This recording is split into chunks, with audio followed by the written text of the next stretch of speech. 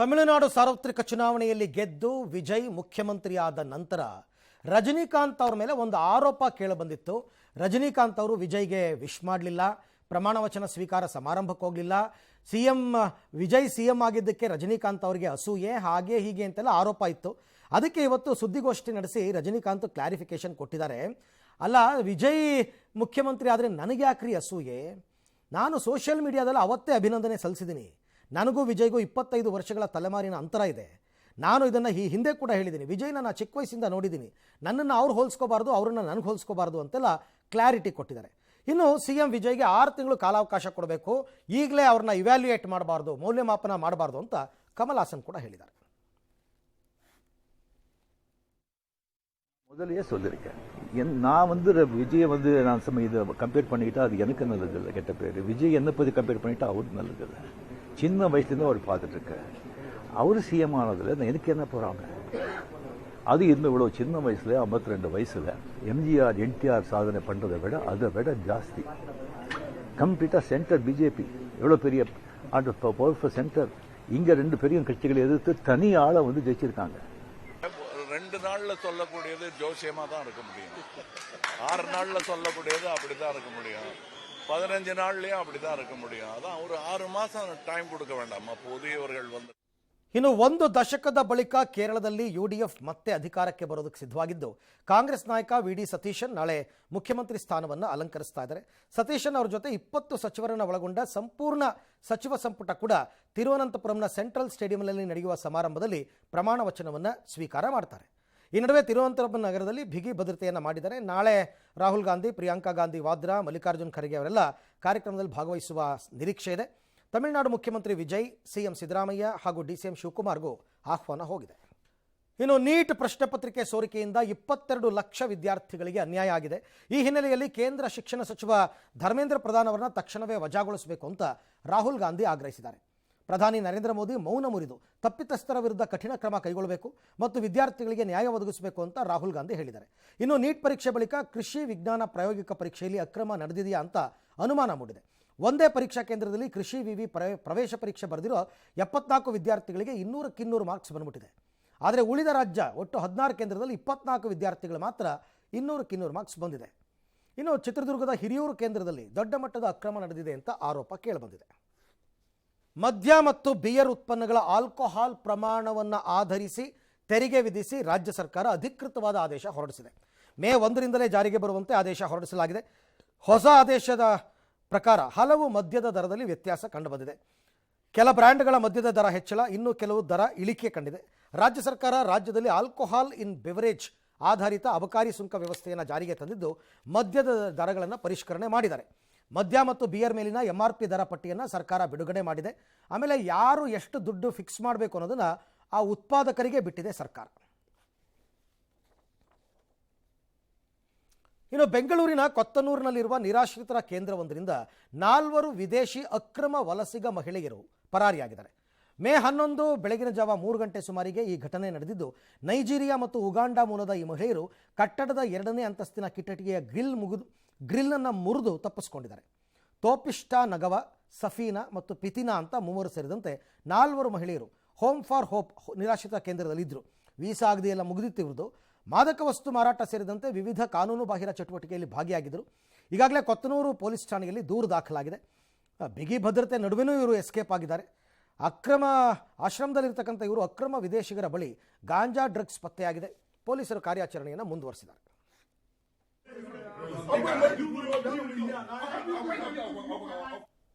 Iran ಮೇಲೆ ಮತ್ತೆ ಯುದ್ಧ ನಡೆಸುವ ಬಗ್ಗೆ ಅಮೆರಿಕ ಅಧ್ಯಕ್ಷ ಟ್ರಂಪ್ ಮತ್ತೆ ಸುಳಿವನ್ನು ಕೊಟ್ಟಿದ್ದಾರೆ. ಎಕ್ಸ್ನಲ್ಲಿ ಪೋಸ್ಟ್ ಮಾಡಿರುವ ಟ್ರಂಪ್, ಬೀರ್ಗಾಳಿಗೆ ಮುನ್ನ ಶಾಂತವಾಗಿರುತ್ತೆ, ಅಂದರೆ it is what com before the storm ಅನ್ನೋ ಪೋಸ್ಟ್ ಮಾಡಿದ್ದಾರೆ. ಇನ್ನು UAEಯ ಅಬುದಾಬಿಯ ಬರ್ಕಹ ಅಣ್ವಸ್ತ್ರ ಘಟಕದ ಮೇಲೆ ಇರಾನ್ ಡ್ರೋನ್ ದಾಳಿ ಮಾಡಿದೆ. ಮಧ್ಯಪ್ರಾಚ್ಯ ಯುದ್ಧ ಭೀತಿ ಮತ್ತು ಹಾರ್ಮುಜ್ ಜಲಸಂಧಿಯಲ್ಲಿನ ಉದ್ವಿಗ್ನ ಪರಿಸ್ಥಿತಿಯ ನಡುವೆ ಭಾರತದತ್ತ LPG ಮತ್ತು ಕಚ್ಚಾ ತೈಲ ಪೂರೈಕೆ ಮುಂದುವರೆದಿದೆ.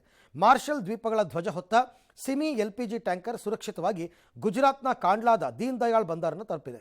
ಸುಮಾರು 20,000 ಟನ್ ದ್ರವ ಪ್ರೊಪೇನ್ ಮತ್ತು ಬ್ಯೂಟೇನ್ ಸಾಗಿಸ್ತಾ ಇದ್ದ ಈ ಟ್ಯಾಂಕರ್ ಮೇ 13ರಂದು ಹಾರ್ಮುಜ್ ಜಲಸಂಧಿಯನ್ನು ದಾಟಿ ಭಾರತಕ್ಕೆ ಆಗಮಿಸಿದೆ. ಹಡಗಿನಲ್ಲಿ ಒಟ್ಟು 21 ಸಿಬ್ಬಂದಿ ಇದ್ದರು. 8 ಉಕ್ರೇನಿಯರು ಮತ್ತು 13 ಫಿಲಿಪಿನೋ ಸಿಬ್ಬಂದಿ ಕೂಡ ಸೇರಿದ್ದಾರೆ. ರಾಜ್ಯದ ಹಲವೆಡೆ ಪ್ರೀ ಮಾನ್ಸೂನ್ ಭಾರೀ ಅನಾಹುತವನ್ನು ಸೃಷ್ಟಿ ಮಾಡಿದೆ. ರಾಯಚೂರು, ಧಾರವಾಡದಲ್ಲಿ ಸಿಡಿಲಿಗೆ 2 ಬಲಿಯಾಗಿದ್ದಾರೆ.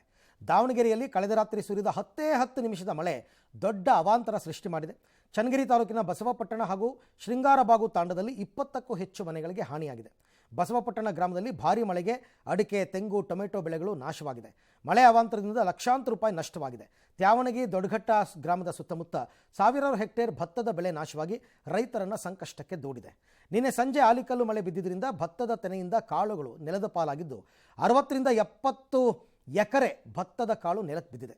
ಹಾವೇರಿ ಜಿಲ್ಲೆಯ ಕಾಟೇನಹಳ್ಳಿಯಲ್ಲಿ ಬಿರುಗಾಳಿ ಮಳೆಗೆ 10 ಲಕ್ಷ ಮೌಲ್ಯದ ರೇಷ್ಮೆ ಬೆಳೆ ಹಾನಿಯಾಗಿದೆ. 4 ಎಕರೆಯಲ್ಲಿ ಬೆಳೆದಿದ್ದ ರೇಷ್ಮೆ ಹುಳುಗಳು ಸಾಕಾಣಿಕೆ ಮಾಡ್ತಾ ಇದ್ದ ಶೇಖಪ್ಪ ಕಳ್ಳಿಹಾಳ ಎಂಬುವರಿಗೆ ಸೇರಿದ ರೇಷ್ಮೆ ಮನೆ ಸಂಪೂರ್ಣ ಹಾನಿಯಾಗಿದೆ. ಕೊಪ್ಪಳ ತಾಲೂಕಿನ ಹ್ಯಾಟಿ ಗ್ರಾಮದಲ್ಲಿ ನಿನ್ನೆ ಸಂಜೆ ಸುರಿದ ಭಾರೀ ಮಳೆಗೆ 100 ಎಕರೆಗೂ ಅಧಿಕ ಬಾಳೆ ಬೆಳೆ ನೆಲ ಕಚ್ಚಿದೆ. ಪ್ರತಿ ಎಕರೆಗೆ 2.5 ಲಕ್ಷ ಖರ್ಚು ಮಾಡಿ ಬೆಳೆದಿದ್ದ ಬೆಳೆ ನಾಶವಾಗಿದೆ. ಪಾಕಿಸ್ತಾನ ಉಗ್ರರಿಗೆ ಆಶ್ರಯ ನೀಡೋದು ಮತ್ತು ಭಾರತದ ವಿರುದ್ಧ ಕಾರ್ಯಾಚರಣೆ ಮುಂದುವರೆಸಿದ್ರೆ ಪಾಕಿಸ್ತಾನ ಇತಿಹಾಸ ಸೇರಬೇಕಾಗುತ್ತೆ ಅಂತ ಸೇನಾ ಮುಖ್ಯಸ್ಥ ಜನರಲ್ ಉಪೇಂದ್ರ ದ್ವಿವೇದಿ ವಾರ್ನಿಂಗ್ ಕೊಟ್ಟಿದ್ದರು.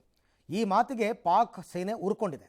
ಜನರಲ್ ದ್ವಿವೇದಿ ಹೇಳಿಕೆ ಪ್ರಚೋದನಕಾರಿಯಾಗಿದ್ದು ದಕ್ಷಿಣ ಏಷ್ಯಾವನ್ನು ಮತ್ತೊಂದು ಸಂಘರ್ಷಕ್ಕೆ ತಳ್ಳಬಹುದು.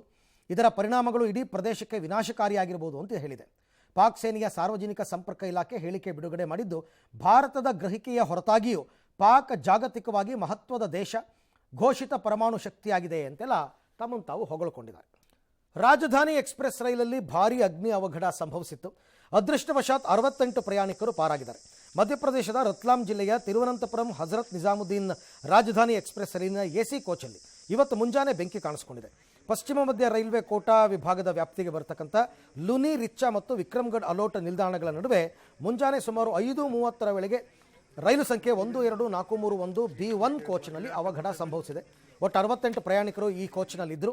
ಬೆಂಕಿ ಕಾಣಿಸಿಕೊಂಡ ತಕ್ಷಣ ಎಚ್ಚೆತ್ತುಕೊಂಡ ರೈಲ್ವೆ ಸಿಬ್ಬಂದಿ ಪ್ರಯಾಣಿಕರನ್ನು ಕೆಳಗಿಳಿಸಿ ಬೆಂಕಿಗೆ ಆಹುತಿಯಾದ ಬೋಗಿಯನ್ನು ರೈಲಿಂದ ಪ್ರತ್ಯೇಕ ಮಾಡಿದ್ದಾರೆ. ಮುನ್ನೆಚ್ಚರಿಕಾ ಕ್ರಮವಾಗಿ ಓವರ್ ಹೆಡ್ ಎಲೆಕ್ಟ್ರಿಕ್ ಸರಬರಾಜು ಸ್ಥಗಿತಗೊಳಿಸಿ ನಂತರ ಅಗ್ನಿಶಾಮಕ ದಳದ ಸಿಬ್ಬಂದಿಗಳ ಮೂಲಕ ಬೆಂಕಿಯನ್ನು ನಂದಿಸಿದ್ದಾರೆ. ಇನ್ನು ಕಾಂಗೋ ಮತ್ತು ಉಗಾಂಡಾದಲ್ಲಿ ಅಪರೂಪದ ಬಂಡಿ ಬುಗ್ಯೋ ಎಬೋಲಾ ವೈರಸ್ ವೇಗವಾಗಿ ಹರಡುತ್ತಾ ಇದೆ. ಈವರೆಗೆ 87ಕ್ಕೂ ಹೆಚ್ಚು ಜನರನ್ನು ಬಲಿ ಪಡೆದಿದೆ. ಈ ಹಿನ್ನೆಲೆಯಲ್ಲಿ ವಿಶ್ವ ಆರೋಗ್ಯ ಸಂಸ್ಥೆ ಜಾಗತಿಕ ಆರೋಗ್ಯ ತುರ್ತು ಪರಿಸ್ಥಿತಿ ಘೋಷಣೆ ಮಾಡಿದೆ. ಆದರೆ ಇದು ಸಾಂಕ್ರಾಮಿಕ ರೋಗದ ಮಾನದಂಡಗಳನ್ನು ಇನ್ನೂ ತಲುಪಿಲ್ಲ ಅಂತ ಹೇಳಿದೆ. ಕಾಂಗೋದ ಇಟುರಿ ಪ್ರಾಂತ್ಯದಲ್ಲಿ ಸೋಂಕು ಭಾರೀ ಆತಂಕ ಸೃಷ್ಟಿ ಮಾಡಿದ್ದು, ಉಗ್ರರ ಹಿಂಸಾಚಾರದಿಂದ ವೈದ್ಯಕೀಯ ಕಾರ್ಯಾಚರಣೆಗೆ ತೀವ್ರ ಅಡ್ಡಿಯಾಗಿದೆಯಂತೆ. ಇಟುರಿಯ ರಾಜಧಾನಿ ಬುನಿಯಾದಲ್ಲಿ ಪ್ರತಿದಿನ ಹೆಣಗಳನ್ನು ಹೂಳಲಾಗ್ತಾ ಇದ್ದು ಜನರ ಆತಂಕ ಹೆಚ್ಚಾಗಿದೆ. ಪ್ರತಿದಿನ ಜನ ಸಾಯ್ತಾ ಇದ್ದಾರೆ. ಇದು ಸುಮಾರು 1 ವಾರದಿಂದ ನಡೀತಾ ಇದೆ. ಒಂದೇ ದಿವಸದಲ್ಲಿ ನಾವು 2, 3 ಅಥವಾ ಅದಕ್ಕಿಂತ ಹೆಚ್ಚು ಜನರನ್ನ ಹೂಳ್ತಾ ಇದ್ದೀವಿ ಅಂತೆಲ್ಲ ಹೇಳಿದ್ದಾರೆ. ಎಬೋಲಾ ರಕ್ತ, ವಾಂತಿ, ವೀರ್ಯದಂತಹ ದೈಹಿಕ ದ್ರವಗಳ ಮೂಲಕ ಹರಡುತ್ತೆ ಅಂತ ಹೇಳ್ತಾ ಇದ್ದಾರೆ. ಗುಜರಾತ್ನ ಭಜನಾ ಗಾಯಕ ಕವಿರಾಜ್ ಜಿಗ್ನೇಶ್ ಅವರ ಮೇಲೆ ಅಭಿಮಾನಿಗಳು ನೋಟಿನ ಮಳೆ ಸುರಿಸಿದ್ದಾರೆ. ಜುನಾಗಢದಲ್ಲಿ ನಡೆದ ಸಂಗೀತ ಕಾರ್ಯಕ್ರಮದಲ್ಲಿ ಜನ ಮೂಟೆಗಳಲ್ಲಿ ನೋಟು ತಂದು ಮುಚ್ಚಿದ್ದಾರೆ. ಖರ್ಚುಗಳ ನಂತರ ಉಳಿದ ಹಣವನ್ನು ಅಹಿರ್ ಚಾರಿಟೇಬಲ್ ಟ್ರಸ್ಟ್ಗೆ ದೇಣಿಗೆ ನೀಡುವುದಾಗಿ ಸಂಘಟಕರು ಘೋಷಣೆ ಮಾಡಿದ್ದಾರೆ.